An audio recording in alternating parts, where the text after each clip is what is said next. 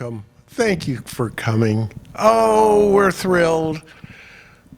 Happy Valentine's Day, February 14th. That's right.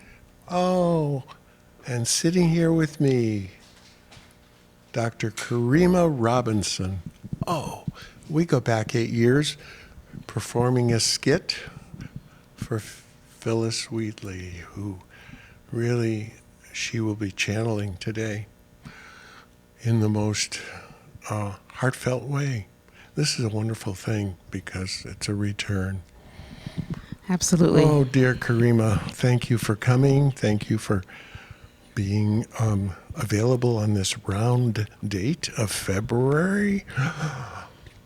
Wow, it's 8 years since we did that February show. Oh, what do you remember from that? The first time. The first time we did the show. Well, first, I just want to say thank you for having me. It's such a pleasure. Oh. I've been hearing about your show for years, and so I'm glad to be a guest and Thank to you. bring Phyllis with me, of course. Of course. So this is kind of our anniversary, Frank is. and I. 8 years ago, this month, actually almost this day, we did our first performance together of Phyllis Wheatley we were at the New Britain Museum. The American Museum in New Britain was wonderful, and Yes. it was packed. It was packed, and that was our first time, and that was my first time ever performing. Uh-huh. And you played John Wheatley, I played Phyllis Wheatley, and we had an amazing show, and that was our start with this particular character and this story. What a roundness to that date. And here we are again. This thrilling. It is. Karima, it's just thrilling. I know, 8 years. To the Look at us, now very- we're on TV. We went from the stage to the TV. I'm so excited. Yes. And light years in between, in development and growth. Thank you, Emily. You've provided a world-class studio. Oh, we've got a couple of volunteers from the school system, too.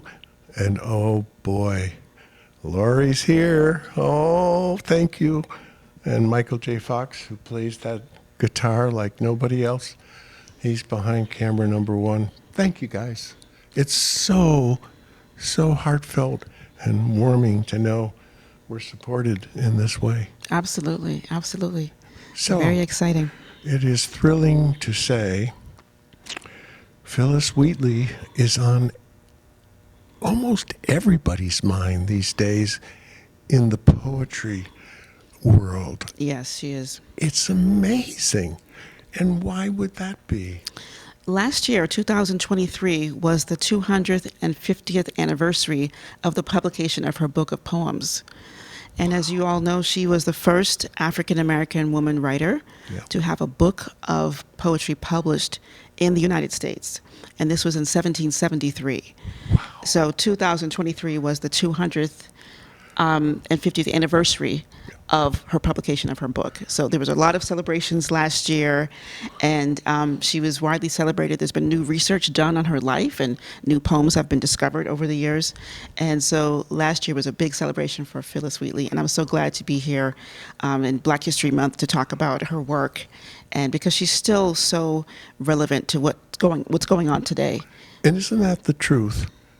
And the wisdom behind that, to recognize in the poetry circles how deeply that goes into our social fabric, and also how interesting the universe is when it provides this roundness. Some of the same things today I know. we're talking about. It's so interesting Isn't to it, see though? that some of these things have not changed as much as we want to believe they've changed. You're right, or as much as we imagined they'd had. They haven't. They haven't in many ways. Yeah. So interesting. And so critics, since the anniversary celebrations, have prominently put her name out there, Yes. they and have. also poets are responding. Yes. What a wonderful surprise. I get snippets from the Paris Review daily, and lots of poems are offered, and I happen to spot this one. Homage to Phyllis Wheatley by Kevin Young. Well, who would Kevin Young be? And why would he be writing about Phyllis? And there it was, crossing the internet about 2 months ago. Poet and servant to Mr. Wheatley of Boston on her maiden voyage to Britain. Ah, you know a lot about that. That's perfect because I'll be talking about her trip later on in the show. I'll be doing a little piece of the play and talking about her trip to London to search for a publisher of her book. So I'll talk about that a little. So this is perfect. It's a perfect selection. And that's what happens on this show. It's true, you know. There are days I can understand why you would want to board broad back of some ship and sail. Venture, not homeward, but towards civilization's cold seat. Having from wild been stolen and sent into more wild of Columbia, our exiles and Christians clamoring upon the cobblestones of Boston town. Sail across an Atlantic, this time mild, the ship's polite and consumptive passengers proud. Your sickness.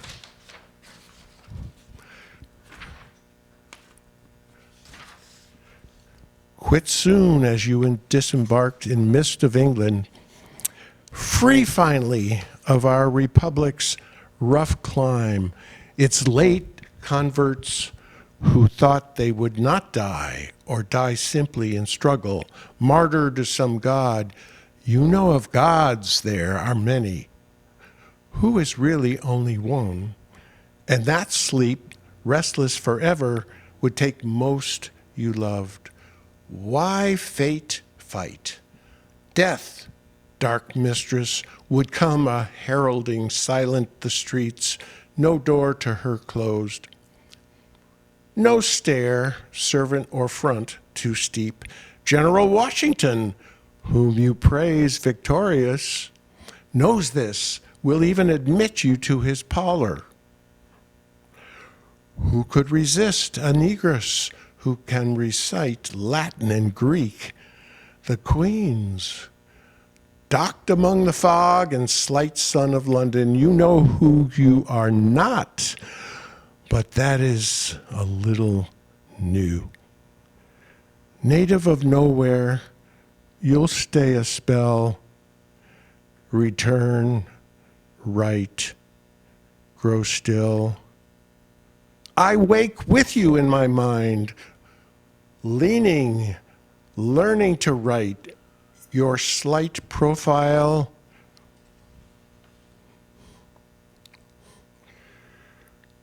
Its lower lip, its pout, its long pull of lower lip, proving you rescued by some sadness too large to name.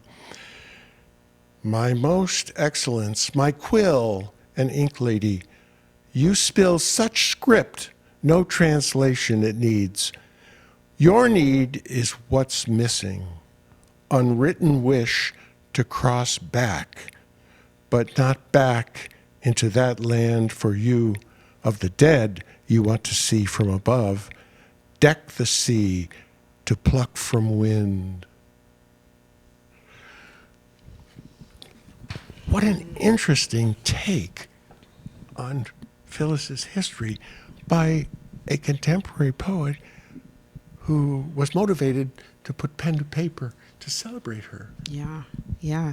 Again, the anniversary, probably. Probably. It's a very powerful piece, though. It's and he's really done a lot of work to capture, to try to get into the emotion of, she was captured at 7 years old in Senegal, or then we said the Gambia at her time, but Yeah. it turns out to be Senegal, and she was captured at such a young age, and that Middle Passage journey was so incredibly traumatic. And I think he says it right that there are no words to really describe what that must have been like None. for her and anyone else who was Anyone on else. on the ship. Most perished. Yeah, many perished. So I think it's lovely that he sort of tries to tap into the unspeakable nature of what that would have been like Truly. for her and for many other, for millions of other Africans. But that's kind of that is such a pivotal moment in her life, going from her sort of African innocence and her family and her At village. 7. At 7 years when old. you already have taken in everything Yes. about your... Wow. Yeah, and then to be sort of snatched out of that safe space, brought into this horrific experience of this journey, from her village to Boston. Must have taken maybe 3 months, maybe a little more, thinking about the march to the shore, waiting for the boat, all of that, and 6 weeks on the ocean. It must have been horrific. And then the landing. Strange sights, strange noises, strange words that people were speaking at 7.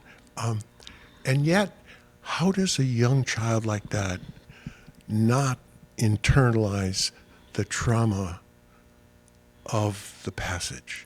Yeah. Because the middle passage at age 7 must have indelibly stamped her, Absolutely. and for life. For life. And I'm sure for everyone else, but I think you're right. As a child, she just was kind of grasping for her identity at 7, trying to see where she fits into the family and the village. So yeah, that is this huge trauma for her, kind of a defining moment actually for her. Yeah. And she writes in her poetry a lot about grief. That's a major theme in her work, is grief, and she does a lot of elegies about other people who have passed on. Oh, yes, that's true. The elegies. Yes, so many elegies. In the newspapers, printed and printed and printed. Right. So I think, my theory is that part of that is her own grief for her own family, Thank right? you. Yeah, Right. that clears it for me. And she doesn't name her family members or even herself what her real name was. But she eulogizes so many other people who were contemporaries of her masters, John and Susanna Wheatley. Oh, you have answered such a deep question for me. That's the motivation. That's the psychology that she had to deal with. Yeah. And naturally, that's what she would do. And she just printed, or had them printed in so many newspapers as elegies and remembrances. Yeah.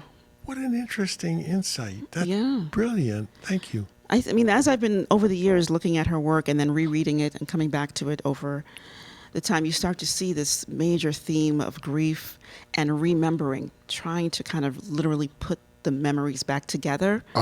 You can almost see the wheels turning a little bit for her. Again, she doesn't name her African family members, but you see her trying to remember or imagining the grief of another person, trying to remember their loved one. Wow. Right? So there's a lot Imagining of it, work, yeah. psychological work that's going on in her poems, even her letters too. Yeah. But that's how I see it, as someone who maybe cannot speak about her own grief, at least maybe in writing. She knows she's writing to a mostly white audience, mostly upper class. George Washington. Thomas Jefferson. So this is her audience. And so she wants to eulogize people that they know and that they can recognize as important people in the community. And that's her way, I think, for herself, saying, I know what that grief must be like. Wow. So I can imagine what you're feeling right now. And the fact that her name is taken from the slave ship on which she came, I know. the Phyllis. And there's so many different names of the slave ships. So she's branded in a sense. Yes. By the name. By the name. And I'm sure at that time she didn't even know the name of the ship, or No. nothing made sense at that time. Nothing made sense of it. But to be branded with that name, I think the word branded is appropriate too, because many slaves were branded. I don't think she was, but many were. But to have that label, the name of the ship is actually the name that she carried, Who I am, Phyllis. or yeah, or at least who she is in that world. in that world. In Boston, in America, in the colonies, that's who she was. Oh, in 8 years, you have peeled the onion brilliantly. A lot of time has gone by, and there's been so much time, coming back to the different pieces and coming back to the script. And But you're new at it. You're feeling new in a sense that you are now in her skin when you're performing. yeah, you're channeling those feelings Yeah. and those insights. And that's probably the beauty of staying with a character for years and years and years. I'm seeing it now in new light, Yeah, new eyes yeah. too. And this is a beautiful roundness to it. Here we are. And I didn't know what I was doing even 8 years ago, except doing the research for John Yeah, Wheatley. yeah, Who yeah, who was it? I am John Wheatley, Bostonian merchant. That kind of. Oh, okay. Let me write a piece, and then Yeah. that introduces Phyllis on the world stage, and here we are doing it again in the most delightful way. Wow. I know. And yet, you and I, over the past 2 years, 8 years, have changed. We're different. Yeah. Yeah. Yeah. Absolutely. I'm so much older, facing issues of aging, and you are quite professional. And I'm so much older too. But we age gracefully, Frank. You We and I, do. we age very gracefully. We have. Yeah. Which Yeah. is really wonderful. And, we get up and dust ourselves off. And, but how did Phyllis do it? I know. She was taken into the family. Right. Right. Now, there was a new beginning for her. Absolutely. And it's interesting, her story is short. She died at 33 years old, so she wasn't, she didn't have a long life, but it was so impactful. I mean, there was a lot happening in those 33 years. Brilliant, Yeah, right? She yeah. had to have the brilliance of learning what they taught her at the dinner English. table. Yeah. And she was privileged, she was a slave, but a very privileged slave in that the family recognized her intelligence, Oh, yeah, her brilliance, from the get-go. her desire to write, and they supported that, Yeah. which is very rare at that time. Oh, yeah. So she's privileged, and she uses her voice, her platform, which was, again, the poetry and the newspapers, and then the book. She uses that to, again, she's sort of threading the needle. She doesn't want to offend her reader, because many of them would have owned slaves themselves. She wants to acknowledge her own grief and her own pain. And she wants to prove her intellectual ability and her creativity. In other words, saying, because I have this ability, I am a full human being. Oh, yeah. And I should not be enslaved. And I have my dignity, which is so underscored and reinforced by my native abilities.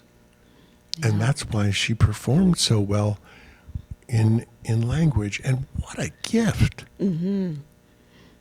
Greek and Latin? And Arabic. I mean, when she was first, a child in the home, she would write letters on the wall. And we're learning now that this was Arabic letters that she was writing on the wall. So now she's got all these other languages to add to that. But they recognized her and they supported her, Yeah. which was rare. As a family member. As a family member, sort of, not quite, but sort of. Right. It's but kind of there's a interesting. separate table for Yeah. her to sit at Yeah. when the Wheatleys had guests come in, but she was still included in dinner, but at Right. a separate table, Right. which she insisted on. Yes, she did. Oh, my so goodness. There's a lot of little intricacies here about having to play the role Subtleties. sometimes and not all the time, and then sometimes, so there's a very delicate dance that's happening Very in the delicate. household, Yep. right? She is property, and sometimes she's Yep. referred to as property, Yep. but she's also supported sometimes, and people advocate for her to have the book published. So, again, very delicate dance. And later when she's freed, she struggles. That's like another round of struggle with trying to feed herself and support herself, because she's free. Her masters are aging and then eventually die. Yeah. The American Revolution is happening. And the name Wheatley just, for her, kind of loses its power once Yeah. the Wheatleys have died. Yeah. And then she marries John Peters. So she's Phyllis Wheatley Peters. Yeah. it just doesn't have the same ring to it, and people No. don't recognize it in the same way, and people are less interested in her work after the Revolutionary War happens, and she struggles financially because of that. And what a short life. Yeah. And still, her fortitude, her strength of character, lasts and keeps her. My goodness, what an understanding she must have had of life's possibilities, because for her to willingly learn, so to speak, at the elbow of, and then what about her relationships within the family? There was a son and a daughter. Yes, Mary Wheatley and Nathaniel Wheatley. And Mary taught her to read and write, Yeah. and the Greek and the Latin and all of the same academic studies that were offered at the time, for people. So again, it was kind of rare for women to be educated to that Very level. privileged, And yeah. especially African women. Wow. It was almost an anomaly to even have that level of education. So again, very privileged, and yet still wanting to overturn the whole system and say, if this is wrong, even though I'm in a privileged position as a slave, it's the institution itself is wrong. Yeah. And Think about that for a minute, the inner conflicts. yeah. And the delicate dance, as you described so well, of negotiating her way through all these landmines socially, so to speak. But what talent, and what talent will out. And she's a poet in the first right. Absolutely. That too is going on. So she was such, as I read in several sources, a shrewd businesswoman too, Yes. and wanted to, so to speak, make hay while the sun shines. She has a lot of letters about selling her book once it's published, selling those copies. You should buy a copy, and you should buy one for a friend. So she's So- really marketing. And in those days, it was all by subscription. Yes. You had to do it up front in order to get the money to do the printing. And, Right. oh my goodness, she had so much going on in her brain and managing it all. Yeah. Wow. And so you can imagine the type of editing that she had to do. Like, she wants to say this, Yeah. but it has to sell. She can't offend her reader. No. And so there's all this kind of masking. She can't come out and say exactly what she means sometimes, but she'll find other ways of doing it. Again, her livelihood depends on the sale of this book once it's published.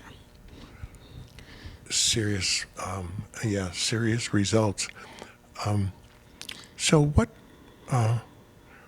what struck you the most now that we really are reflecting back at 8 years of her life? Because we both have a different perspective. I have a much, through your help, much deeper appreciation of Phyllis, the person, the gifted, talented person who was also very personally ambitious, who wanted to take full advantage.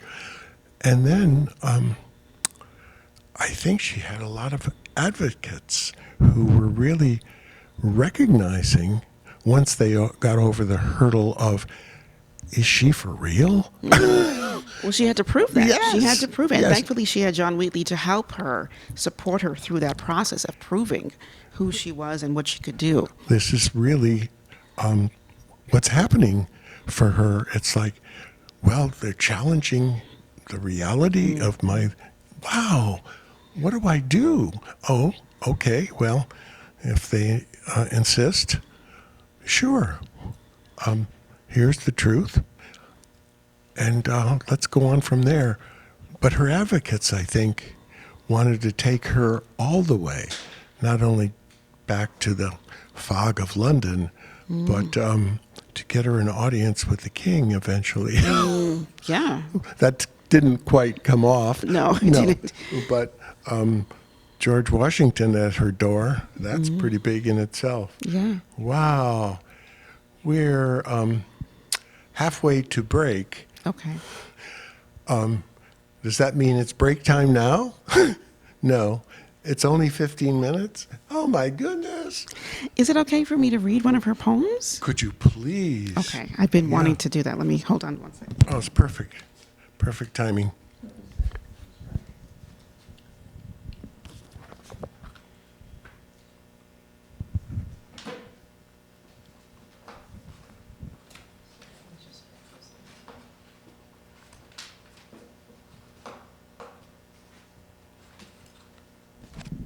Okay, so this is one of her most famous poems on being brought from Africa to America. It's a short poem, but there's so much here to unpack. I'd like to just revisit it. Great. Yeah. On being brought from Africa to America. 'Twas mercy brought me from my pagan land, taught my benighted soul to understand that there's a God, that there's a Savior too. Once I redemption neither sought nor knew. Some view our sable race with scornful eye. Their color is a diabolic dye. Remember, Christians, Negroes black as Cain may be refined and join the angelic train.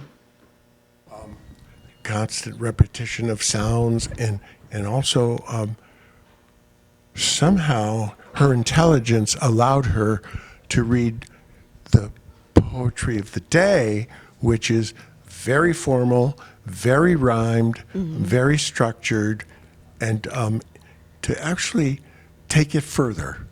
That's marvelous. Yes, We yes. will take a short break at Okay. this perfect juncture. And when we come back, we have a really good surprise. So please, you come back. Yeah.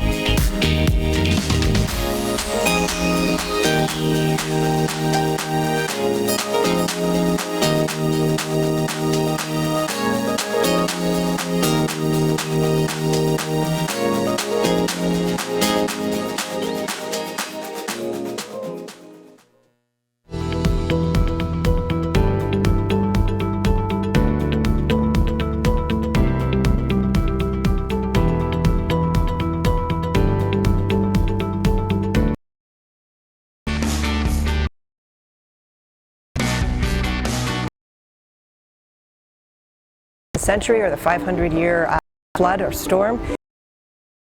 By some estimates, fell over a 3-day period on June 4th, 5th, and 6th.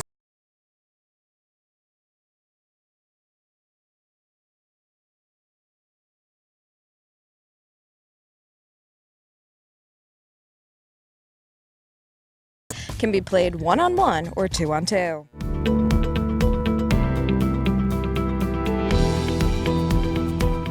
Hi, thanks for joining me. This is September Selectmen's Update. Hello everyone, Carl Fortuna here again with another monthly update.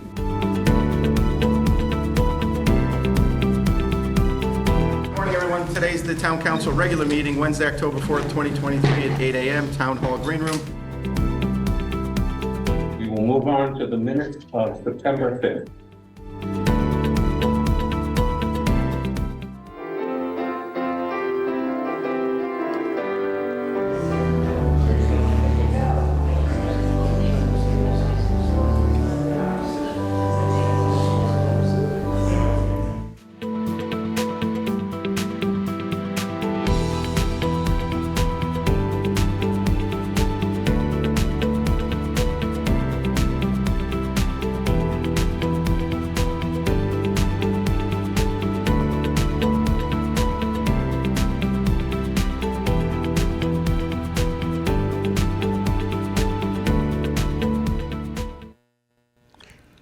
I am John Wheatley, Bostonian merchant and tailor by trade, and I am here to introduce to you Phyllis, our servant for life and brilliant poet. She's a godsend to us, a genius with learning and language. My wife, Susanna, purchased Phyllis at Boston Harbor. Oh, at only 7 years old, she was an anniversary gift from me. Phyllis had just arrived on the slave ship, the Phyllis, from Senegambia, a region of West Africa. At home with us, Phyllis showed very soon her remarkable genius for learning. Our 18-year-old twins, Mary and Nathaniel, began teaching her to read the Bible. Many days Phyllis spent her afternoons studying the classics with Mary after chores. Soon she was reading Homer's Iliad, Alexander Pope's verse, and writing poems, too, mainly elegies for recently deceased clergy. Ah, Phyllis. Good evening, everyone. My name is Phyllis Wheatley. Thank you for joining us today for this important talk. Like John Wheatley just said, I am a servant for life for the Wheatley family. I'm treated more like a member of the family, but still technically that is my title. And I'm so delighted to be able to speak to you today because we are on an important mission today. I'm here in London because I am seeking a publisher for my book of poetry. If I am successful, I will be the first African woman poet published in London and later, hopefully, the United States. So I'm here to make my case to the people and to see if I can get some support in my efforts. We tried for quite a bit of time trying to find a publisher in the colonies. However, people have some prejudice against women and also against Africans. And so we were not successful in finding a publisher in the American colonies. But we're here today to rally some support and to see if we can, in fact, have this book of poetry published. So I'll tell you a little bit about myself and how I came to be in the household of Mr. John and Susanna Wheatley. I am originally from West Africa, the Gambia, which would later become Senegal in West Africa. At 7 years old, I was captured and brought to America. It was a long, painful journey. It has scarred me in ways that I don't even have words to explain. But I want people to know also that before that, I had a beautiful childhood with my family, my mother, my father, my siblings, in my village in West Africa. So I treasure those moments. From birth to 7 years old, I was filled with my culture and our traditions and our belief systems, even our religion. We were Muslim, and also the African traditions. So I want people to know I had a very rich and full life, and I am blessed that I survived the Middle Passage, which again was 3 months of horror from being captured at such a young age, at 7 years old, and marched across the geography of West Africa to the coast, placed on a ship for 2 months, which was brutal for everyone on the ship. It was brutal. But as a child, you can imagine how scarring that would have been. And so I arrived in Boston Harbor, and Mr. John Wheatley sought to purchase me. Now, I was terrified, as you can imagine, a little girl naked on an auction block, and to have this white man approach and purchase me. I didn't understand at all what was happening. I didn't speak the language. I didn't understand even what slavery really was.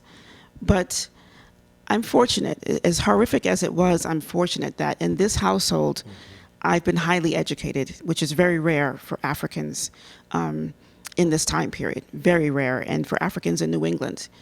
So I am blessed on many levels. I survived the horror of the Middle Passage, and I am blessed to be in a household where my master and mistress support my work as an artist, as a poet, support my education, and have even brought me to London to seek a publisher.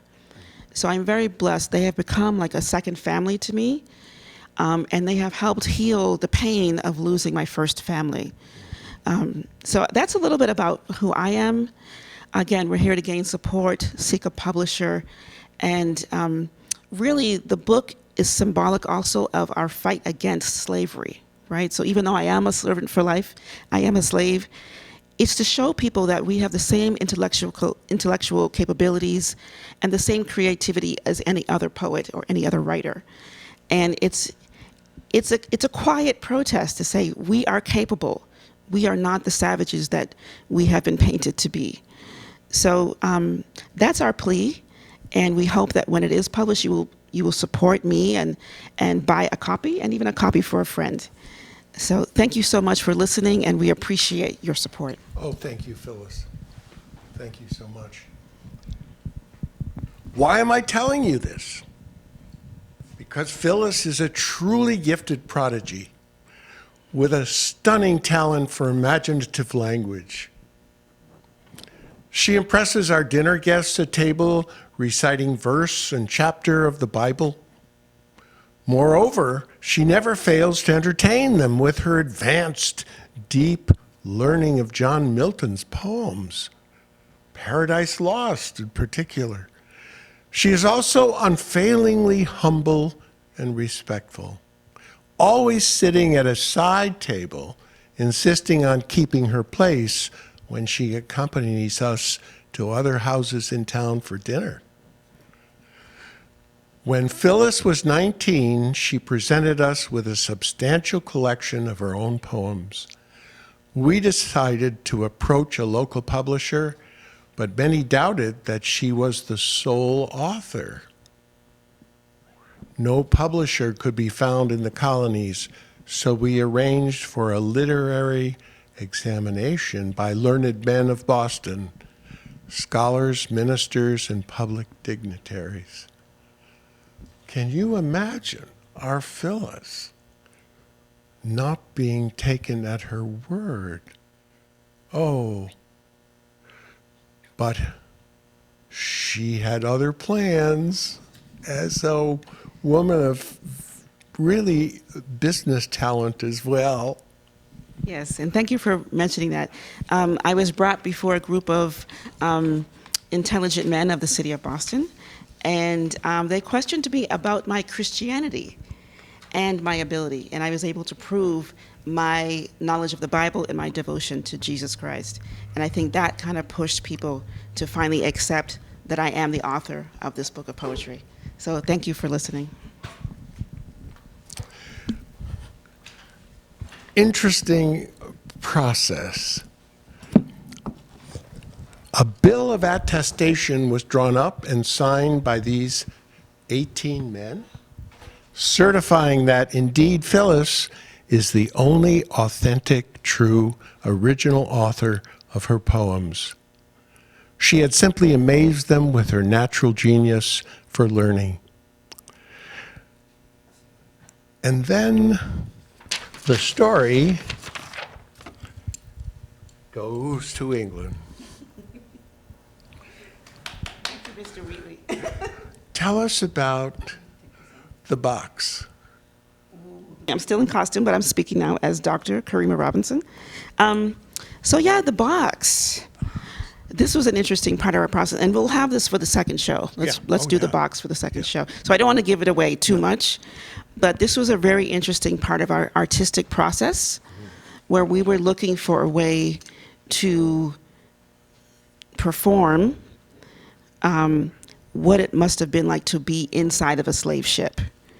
And so our team, which was Frank and I and a few other people, worked.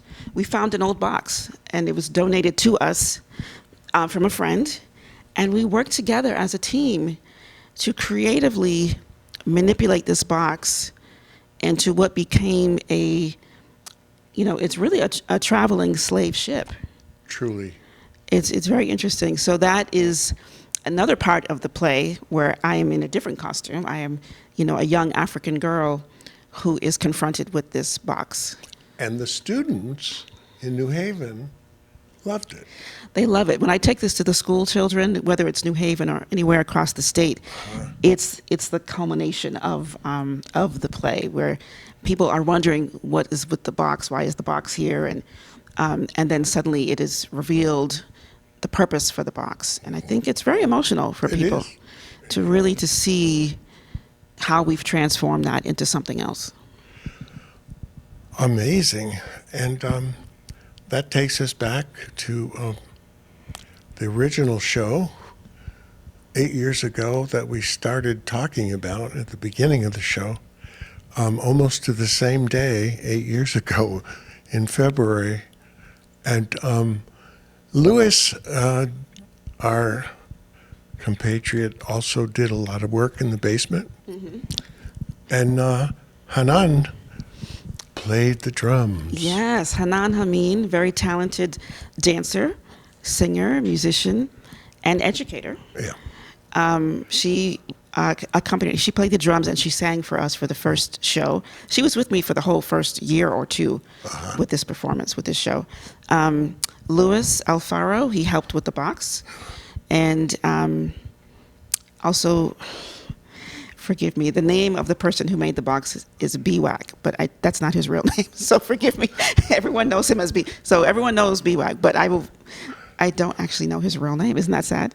Not at all. It's a little frightening, but I'm in that boat. Yeah, everyone knows him as BWAC, but he also had a lot of work in the creative process of the box. So next time I'll have more information. But we had a beautiful team of people helping with this particular production and this process. And dear Emily, would you pull up the costume that Mr. Wheatley had during this performance 8 years ago, as he was dressed in oh my gosh. That oh my gosh. That really true to form and true to time and true to history outfit. And it's just authentic in terms of the timing.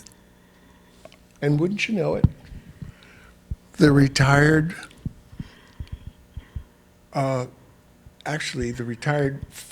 fire department of Westbrook captain had this for parades to go down Main Street in Westbrook.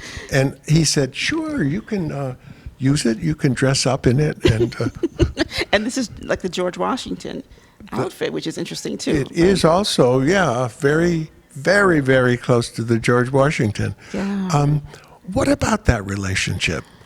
Well, first I have to say this is amazing. I haven't seen this photograph for years, and so this really brings me back to one of our first shows in the Stetson Library in New Haven. Wow, Frank, that brings back a lot of memories. And that was the library in New Haven? Yeah. And we had an audience. Captivated audience. It was very powerful. Very actually. powerful. Yeah, that was a really good one. Yeah. And a photographer was roaming, and I put on George Washington.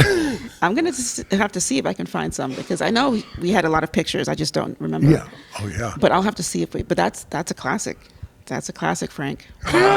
Wow.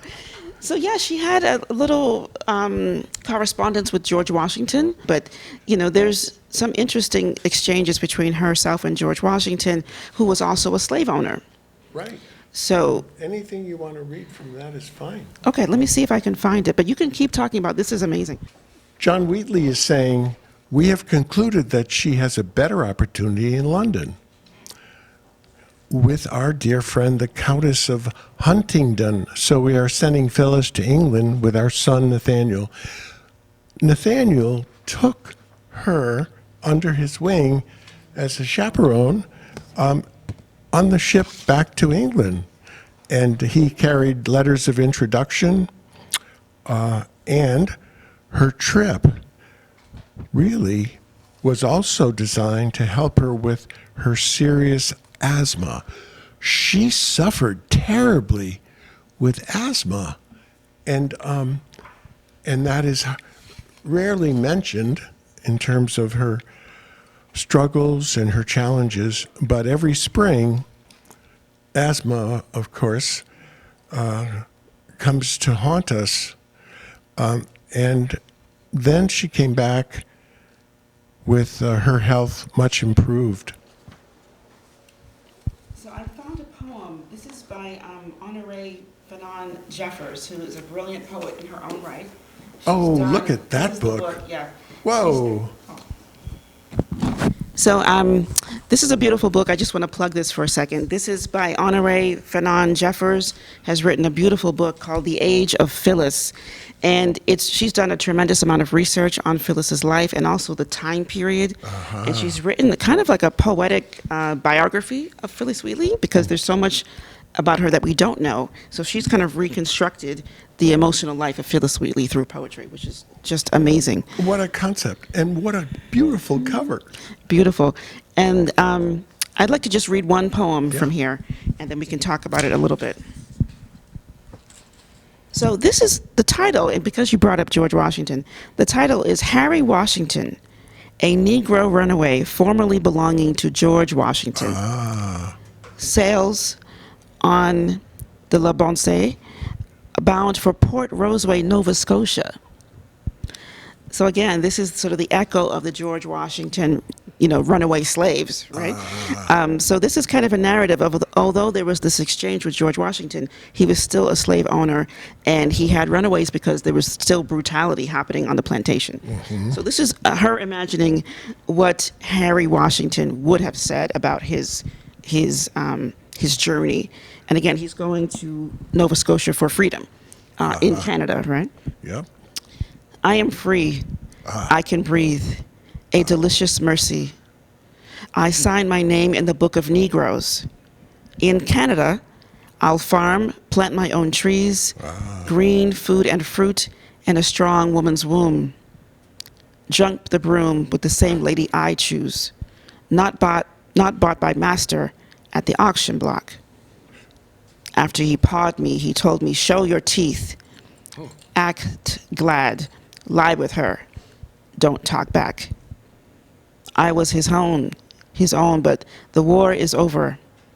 I pray for a wife to touch her wide hips as we sway, dip around our homely stove, our children playing at the hearth's warm lip. I sleep and grind my teeth, but I own them. I ran away before master could pull them. Wow. Oh, my goodness. So you know the story of he pulled the teeth of the slaves to create his own, like dentures, basically. So this is a very powerful piece Oh, that's amazing. that she's written here. Yeah. It's a beautiful, beautiful, beautiful rendition of something so deeply human and available emotionally to all of us. That's a marvelous piece. George Washington and the wooden teeth, that was part of history. My Yeah. goodness. And there's so much that was part of slaveholding that we don't really understand. Yes. Wow. Yeah. So the part that really stands out to me is that first of all, there's a book of Negroes. Yeah. That's one. And two, that he's running to Nova Scotia for freedom. Right. Which was, this was, for the colonies, this was the place to go to seek your freedom at that time on the East Coast, going straight up past Maine into Nova Scotia. So this would have been something that people in the Boston area in particular were aware of, this escape route to Nova Scotia in Canada. So certainly Phyllis Wheatley would have known about this, along with other people in the area, that runaways were looking for a way to get to Canada at that time. And Nova Scotia in particular, Yeah. because of the freedom. The freedom I that am was there. free. Could you read the beginning again? It was so Sure. powerful. I am free. Yeah. I can breathe. Yeah. A delicious mercy. I signed my name in the book of Negroes. In Canada, I'll farm, plant my own trees, green food and fruit, and a strong woman's womb. Jump the broom with the lady that I choose, not bought by master at the auction block. After he pawed her, told me, show your teeth, act glad, lie with her, don't talk back. Wow. Yeah. Oh, and I knew there was a reason I wore this T-shirt. What does it say? You're free? You're free. There you go. Romans 8:2. There you go. Freedom. There you go. But just this idea of, for him, freedom is a woman that he chooses. Yeah. Oh, yeah. It's not even about Canada or Nova Scotia. It's about the woman that he chooses that has not been violated Right. by the master, right? Right. So, And what is the irony here between George Washington and Phyllis and George Washington holding slaves? Yes. You see? I mean, it's like he must have gotten it. Like, oh my goodness, there's Phyllis, and she's a slave.